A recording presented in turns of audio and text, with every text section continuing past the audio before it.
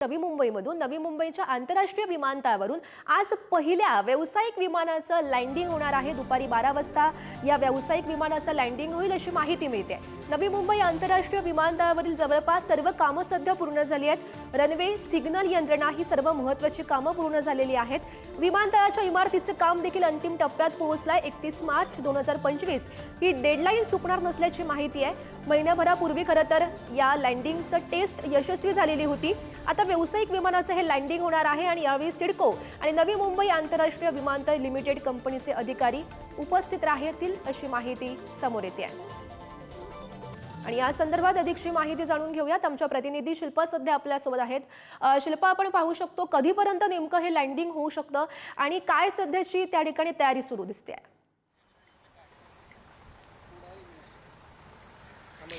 नक्कीच गौरी, आपण जर पाहिलं तर नवी मुंबई आंतरराष्ट्रीय विमानतळ हा महत्त्वाचा प्रकल्प आहे आणि या प्रकल्पाला आता गती आलेली पाहायला मिळत आहे। आज नवी मुंबई आंतरराष्ट्रीय विमानतळाच्या धावपट्टीवरून इंडिगो एअरलाइन्सचं पहिलं प्रवासी विमान हे इथे उतरणार आहे या धावपट्टीवर आणि आपल्याला ते यशस्वीरित्या उतरताना पाहायला मिळणार आहे। या प्रवासी विमानातून विमान सुरक्षा प्राधिकरणाचे अधिकाऱ्यांचं पथक या विमानातून प्रवास करणार आहे।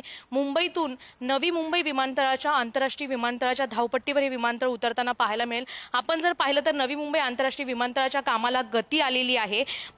पहिल्यांदा वायुदलाचे C-295 आणि सुखोई 30 या लढाऊ विमानांचं यशस्वी लँडिंग या विमानतळावर झालेलं पाहायला मिळालंय। विशेष म्हणजे धावपट्टीच्या मजबूती व तांत्रिक कार्यक्षमतेची चाचणी आता पूर्ण होताना पाहायला मिळत आहे। सिग्नल यंत्रणा असेल, इतर ज्या काही चाचण्या होत्या त्या देखील यशस्वीरित्या पूर्ण झालेल्या आहेत आणि आज इंडिगो एअरलाइन्सचं पहिलं व्यावसायिक प्रवासी विमान या विमानतळावर नवी मुंबईच्या उतरणार आहे। नवी मुंबईकरांसाठी नवीन वर्षाला ही आनंदाची बातमी आहे। जलद गतीने विमानतळाचं काम पूर्ण होताना पाहायला मिळते।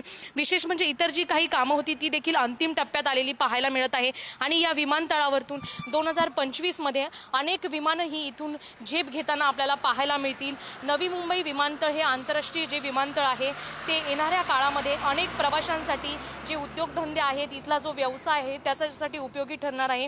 यशस्वी चाचणीमुळे नवी मुंबई विमानतळाची उभारणी अधिक वेगाने पूर्ण होण्यास मदत होणार आहे आणि हा प्रकल्प जागतिक दर्जाचा विमानतळ बनण्याच्या दिशेने पुढे जाणार आहे।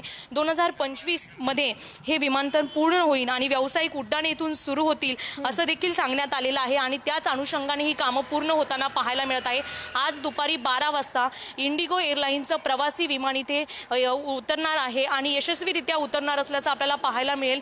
विशेष म्हणजे या प्रवासी विमानामध्ये विमानतळ सुरक्षा प्राधिकरणाचे अधिकारी प्रवास करणार आहेत आणि ते प्रवास करत असताना या विमानतळाची धावपट्टी, सुरक्षा, इतर ज्या काही कामे आहेत ती व्यवस्थितरित्या पूर्ण झालेली आहेत का, काही अडथळा येतोय का याची देखील चाचपणी करणार आहेत गौरी।